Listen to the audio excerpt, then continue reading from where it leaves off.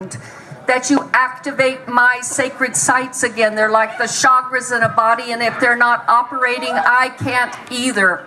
I'm here and I can help you if you will take back the sacred sites and put them in the hands of the people I gave them to.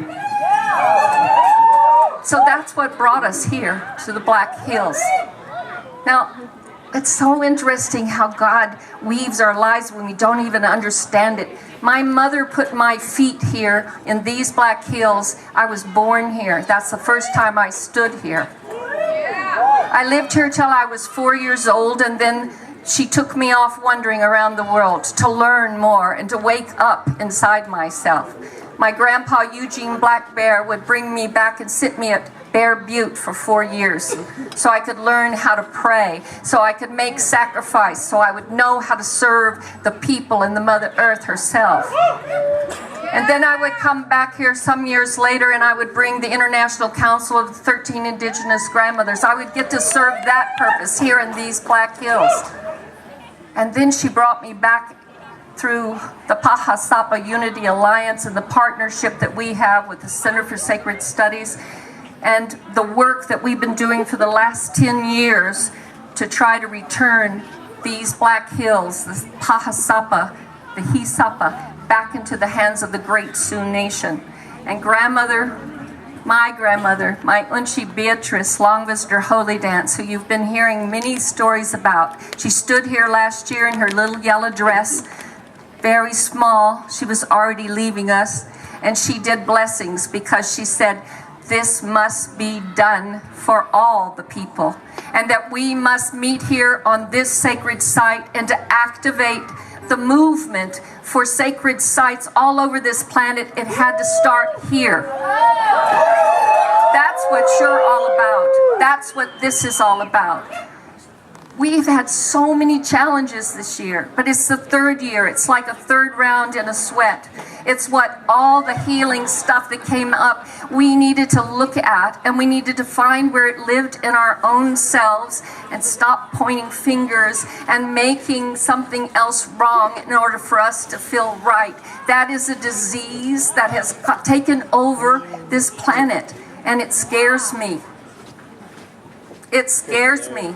I've sat with and walked with many, many people that have healed themselves from difficult diseases. We're caught in a disease on this planet. It's called greed, and it's called separation from oneself.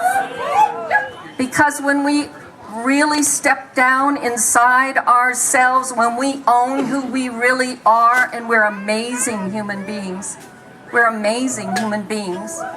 My grandmother, Rita Blumenstein, Yupik, up in the cold country of Alaska, she says that we've just been learning how to live as animals, learning our animal instincts. That her people say that when we move into this heart, when we move into the human beingness of ourselves, the blackbirds will turn white. And that's what's starting to happen up there. So there's prophecy, there's stories that have been told for generations and generations that are all about the time we're living in right now. We are leaving a fourth world of separation. We learned its lesson and it's done. We didn't do something wrong. We completed something, and we're moving into the fifth world, which is about unity and peace and heart.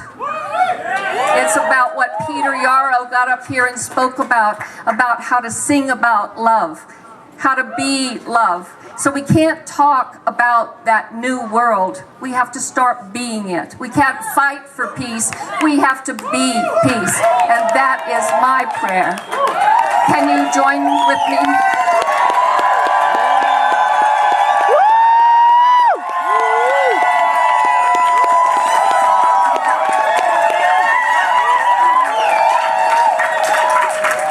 I want to say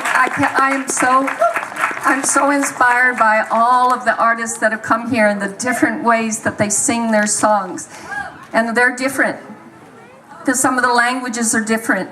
Some of the prayer songs are different. But the thing that's so amazing is that our difference is what we're weaving here to make a tapestry of love and peace for all peoples, and let that be what we leave as a legacy. I thank you.